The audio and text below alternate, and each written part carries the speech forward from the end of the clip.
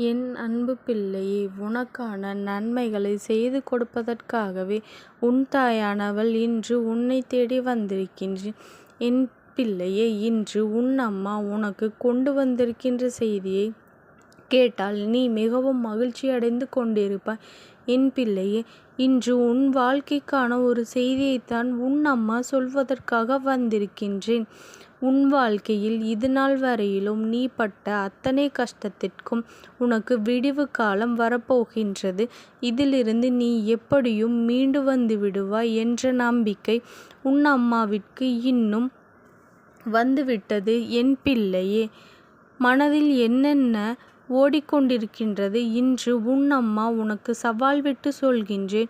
என் குழந்தையே, நாளை விடியலில் என் பிள்ளை உனக்கு செய்வினை செய்தவர்கள் உனக்கு சொல்வதற்காக இன்று நான் வந்திருக்கின்றேன். உன் அம்மா உனக்கு நான் கொண்டு வந்திருக்கின்ற செய்தியை கேட்காமல் சென்றால் உனக்குத்தான் உன் வாழ்க்கையில் என்ன நடக்கின்றது என்று தெரியாமல் போய்விடும். அதனால் இன்று உன் அம்மா உனக்கு சொல்ல வந்திருக்கின்ற இந்த விஷயத்தை நீ தெளிவாக புரிந்து கொள்ள வேண்டும். என் பிள்ளையே, உன் வாழ்க்கையில் உன்னை ஆட்டி படைத்த ஒரு பிரச்சனையை இன்றே முடிவுக்கு கொண்டு வந்தாகிற்று. உன் இல்லத்திற்கு வந்த முன்னோர்கள் அதனை சரி செய்து விட்டார்கள் என்பதை நீ புரிந்து கொள்ள வேண்டும். என் தங்கமே, உன் வாழ்க்கையில் உனக்கு செய்வினைகள் செய்து உன் வாழ்க்கையை அழிக்க நினைத்த இவர்களுக்கு நிச்சயமாக ஒரு பாடத்தினை புகட்ட வேண்டிய கட்டாயம் ஒரு தாயான எனக்கு வந்துவிட்டது. நிச்சயமாக இருக்கின்றது அல்லவா? இவர்கள் செய்த செய்வினையிலிருந்து நான் உன்னை காப்பாற்றி விட்டேன். ஆனாலும் செய்வினைகள் செய்ய நினைத்ததற்கு உனக்கு செய்வினைகளை செய்து அதனால் நீ படும் கஷ்டங்களை வேடிக்கை பார்ப்பதற்கு அவர்களுக்கான தண்டனை நிச்சயமாக கிடைக்க வேண்டும் அல்லவா? அந்த தண்டனையை கொடுப்பதற்காகத்தான் இன்று உன் அம்மா உன்னிடத்தில் சொல்லப்போகின்ற விஷயங்களை எல்லாம் நீ சரியாக புரிந்து கொண்டால் நிச்சயமாக உன் வாழ்க்கையில் என்ன நடந்து கொண்டிருக்கின்றது என்பதை நீ தெரிந்து கொள்வாய். என் பிள்ளையே, எந்த விஷயங்களும் உன் வாழ்க்கையில் உனக்கு தீராத பிரச்சனையாகவும் உன் இல்லத்தில் எந்நேரமும் சண்டைகளாகவும் சச்சரவுகளாகவும் வந்து கொண்டிருக்கின்றது அல்லவா? உன் இல்லத்தில் அமைதி என்ற ஒன்றே இல்லை. எதற்கெடுத்தாலும் சப்தம். அக்கம் பக்கத்தில் உள்ளவர்கள் எல்லாம் வேடிக்கை பார்க்கின்றார்கள் அல்லவா? உனக்கு சத்தமிட விருப்பமில்லை. அவர்களிடம் சத்தமிட வேண்டாம் என்று சொன்னாலும் அவர்கள் கேட்பதாக இல்லை. அக்கம் பக்கத்தில் உள்ளவர்கள் எல்லாம் வேடிக்கை பார்க்கின்றார்கள் என்று சொன்னாலும் அவர்கள் அந்த கட்டுப்பாட்டில் இல்லை. இப்படி ஒவ்வொரு மனநிலையும் ஒவ்வொரு விதமாக இருக்கும் பொழுது எப்படி எல்லாமே வாழ வேண்டும் என்று நினைத்த இந்த வாழ்க்கை உனக்கு இப்படி அடுத்தவர்கள் சிரிக்கின்ற வேடிக்கை பார்க்கும் அளவிற்கு மாறிவிட்டதே. நமக்கு மட்டும் ஏன் நம் குடும்பம் இப்படி இருக்கின்றதே என்று சொல்லி சொல்லி என் குழந்தை நீ வேதனைப்பட்டு கொண்டிருக்கின்றாய் அல்லவா? உன்னுடைய குடும்பத்தில் இதற்கு முன்னால் இப்படியெல்லாம் நடக்கவே இல்லை. சில காலமாகத்தான் இது போன்று நடந்து கொண்டிருக்கின்றது. இது போன்ற ஒற்றுமை இல்லாமல் எப்பொழுதும் சண்டைகளும் சச்சரவுகளுமாக இருந்து கொண்டிருக்கின்றது. இதிலிருந்து எப்படி நாம் மீண்டு வர முடியும் என்று யோசிக்கின்ற நேரத்தில் என் பிள்ளையே, உனக்கு முதலில் இந்த பிரச்சனை எதற்கு வந்தது என்று உன் அம்மா நான் சொல்கின்றேன். என் குழந்தையே, உன்னுடைய குடும்பத்தில் இருப்பவர்களின் மீது தவறு சொல்ல ஒன்றுமில்லை. ஏனென்றால் இதுவெல்லாம் இவர்கள் செய்த செய்வினைதான் என்பதை நீ புரிந்து கொள்ள வேண்டும். உன் குடும்பத்தில் இருக்கின்ற ஒருவருடைய மனநிலையை இவர்கள் மாற்றியதனுடைய விளைவாகத்தான் இப்பொழுது உனக்கு இருக்கின்ற பிரச்சனைகள். உன் குடும்பத்தில் இருக்கின்ற ஒருவருக்கு இவர்கள் சூழ்ச்சி செய்து செய்வினை வைத்து விட்டார்கள். அந்த செய்வினை சூழ்ச்சிதான் இப்பொழுது அதன் வேலையை காட்டி கொண்டிருக்கின்றது.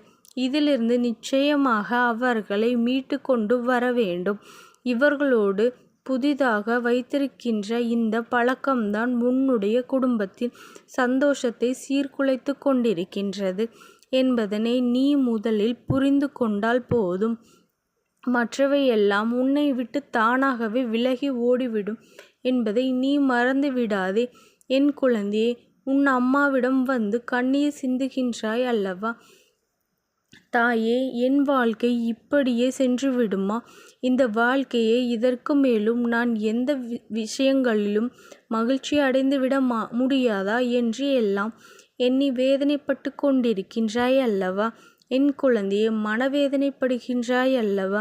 என் தங்கமே, உன்னுடைய வேதனைகள் எல்லாம் உன்னை ஆட்டி படைத்த இந்த விஷயங்கள் எல்லாம் இந்த அம்மாவினால் முடியப் போகின்றது.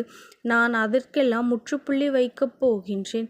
என் குழந்தையே, செய்வினை செய்த இவர்களுக்கு நான் கொடுக்கப் போகின்ற தண்டனை என்னவென்று உன் அம்மா நான் சொல்கின்றேன். அவர்களுக்கு தண்டனை என்று சொல்வதை விட சரியான பாடத்தினை நிச்சயமாக புகட்டிவிடத்தான் போகின்றேன்.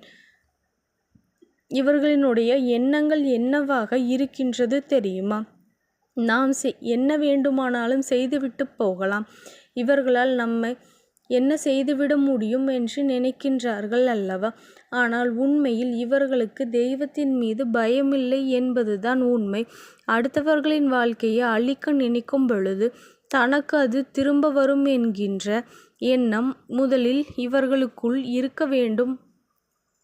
இவர்கள் இப்படி செய்யும் பொழுது தெரிந்து கொள்ள வேண்டாமா? இந்த கேடுகெட்ட மனிதர்களுக்கு தெய்வத்தின் மீது எந்த ஒரு பயமும் இல்லை என்று, தெய்வத்தை பற்றி எந்த ஒரு கவலையும் இவர்களுக்கு இல்லை என்று நீ தெரிந்து கொள்ள வேண்டாமா? என் குழந்தையே, இதற்கான தண்டனைகளை இவர்களுக்கு கிடைக்கத்தான் போகின்ற நேரம் வந்துவிட்டது.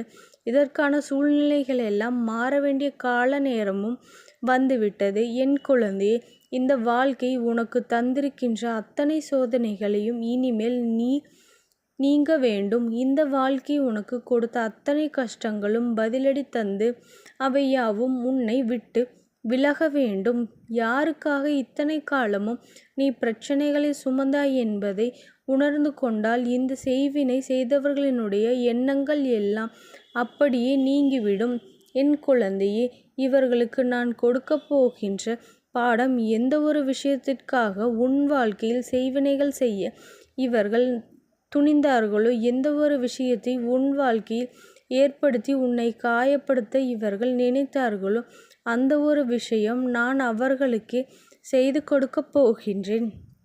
என் அன்பு குழந்தையே, செய்வினைகள் என்பது அத்தனை சாதாரணமான காரியம் கிடையாது. என் குழந்தையே, ஒரு குடும்பத்தில் இருக்கின்ற ஒருவரினுடைய மனதை கலைத்து அவர்களுக்கு காயத்தை கொடுக்கின்றார்கள் என்றால் நிச்சயமாக அந்த விஷயம் நாம் கவனிக்கப்பட வேண்டிய விஷயம் ஆகும். சரியான நேரத்தில் நிச்சயமாக அவர்களுக்கு தண்டனை கொடுத்து விட வேண்டும். இவ்வளவு மோசமான எண்ணங்களோடு இந்த தீய மனிதர்கள் இங்கே இருப்பது சரியான விஷயம் அல்ல. இத்தனை காலமும் உன்னை வாழ்க்கையில் உனக்கு கஷ்டங்களை கொடுத்தவர்களே எல்லாம் இனிமேல் உன்னை விட்டு விலகி சென்று விடுவார்கள். நீ எதற்காகவும் கவலைப்படாதே. இந்த தாயானவளினுடைய அன்பும் ஆசீர்வாதமும் உனக்கு என்றைக்கும் முழுமையாக கிடைத்து கொண்டே இருக்கும். ஓம் சக்தி போற்றி. ஓம் ஆதிபராசக்தி போற்றி போற்றி.